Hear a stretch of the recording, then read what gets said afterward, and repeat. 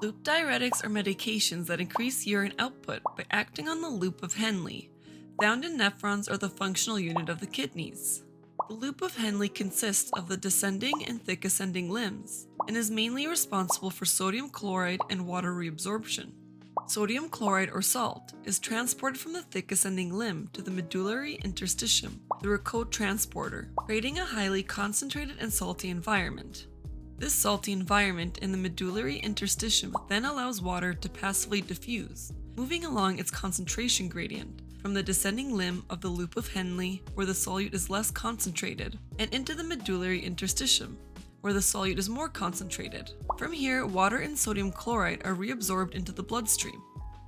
Loop diuretics inhibit the cotransporter in the thick ascending limb of the loop of Henle, blocking the movement of sodium chloride from the filtrate into the medullary interstitium.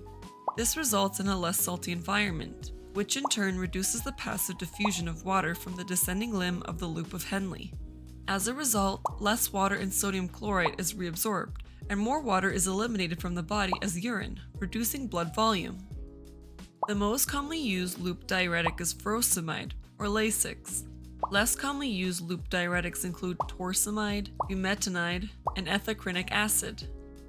Loop diuretics are primarily used for conditions that result in fluid volume overload or excess fluid, such as pulmonary, abdominal, and peripheral edema. These conditions include heart disease like congestive heart failure, kidney disease like acute kidney injury, and liver disease like liver cirrhosis.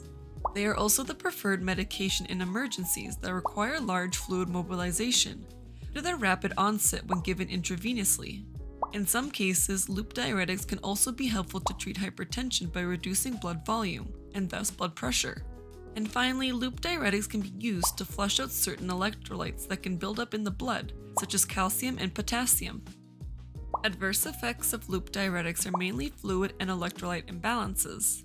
Hypovolemia or low blood volume can occur due to overdiuresis and can manifest as xerostomia or dry mouth, polydipsia or excessive thirst, and oliguria or reduced urine output.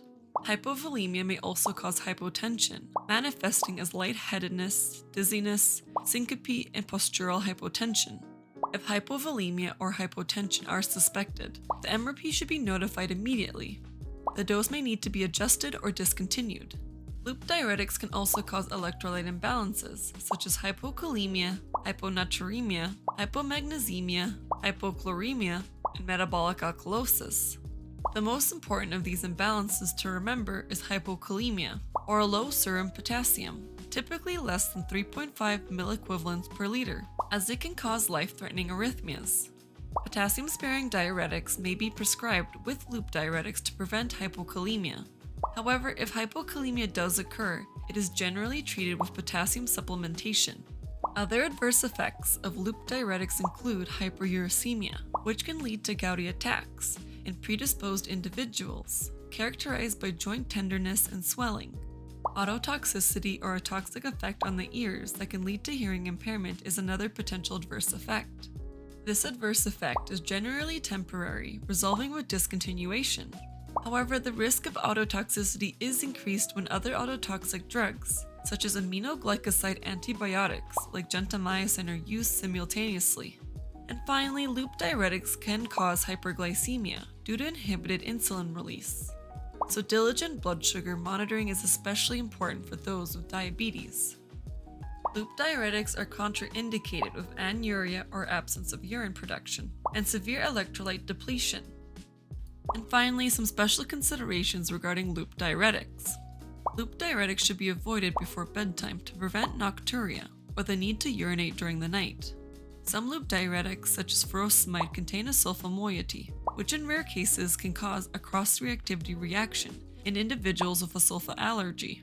Furthermore, individuals taking loop diuretics should be educated to rise slowly to prevent falls and to sit or lie down if experiencing signs and symptoms of hypotension. And last but not least, loop diuretics have a couple of unique drug-to-drug interactions worth mentioning. When loop diuretics and digoxin, an antiarrhythmic, are taken together, the risk of life-threatening arrhythmias and digoxin toxicity is increased. This is due to hypokalemia caused by loop diuretics. When NSAIDs like Advil and Loop Diuretics are taken together, the effectiveness of the Loop Diuretic is reduced. And finally, using Loop Diuretics with lithium, a mood stabilizer, increases the risk of lithium toxicity. I hope you found this video useful, and if you did, please let me know by giving this video a thumbs up, subscribing, and leaving a comment below. Thank you, and bye!